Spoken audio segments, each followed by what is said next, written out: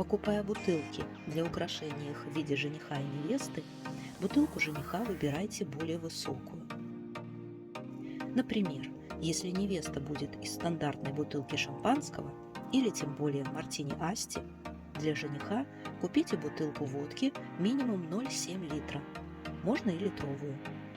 Иначе жених будет выглядеть мелковато. И даже если в реальности он такой и есть, лучше чуть приукрасить действительность.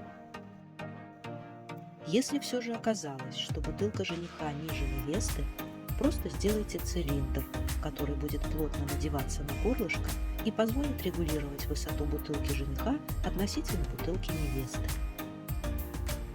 Если делаете свадебную пару из 2 бутылок водки, для жениха купите плоскую бутылку с плечиками, а для невесты, наоборот, круглую и пониже. Плечи придадут мужественности силуэту жениха, а круглая невеста позволит пофантазировать с декором декольте. Постарайтесь, чтобы на бутылке жениха побольше была видна грудь в белой рубашке. Так жених выглядит наряднее.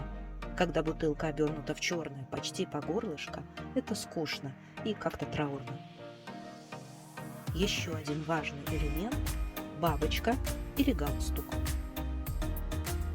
Я предпочитаю именно бабочку. Она выглядит праздничней. Хотя многие невесты просят сделать галстук, потому что жених будет в галстуке на свадьбе. Пуговицы на пиджаке. Для этих целей я всегда использую стразы, обычно 5 мм. А если у жениха не галстук, а бабочка, то и рубашку украшаю стразами помельче. И никогда не использую полубусины. Мне полубусины напоминают помпоны на костюме клоуна в цирке.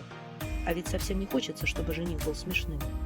Стразы, конечно, это тоже не пуговицы, но сверкающие элементы на свадебных сувенирах – это то, что надо.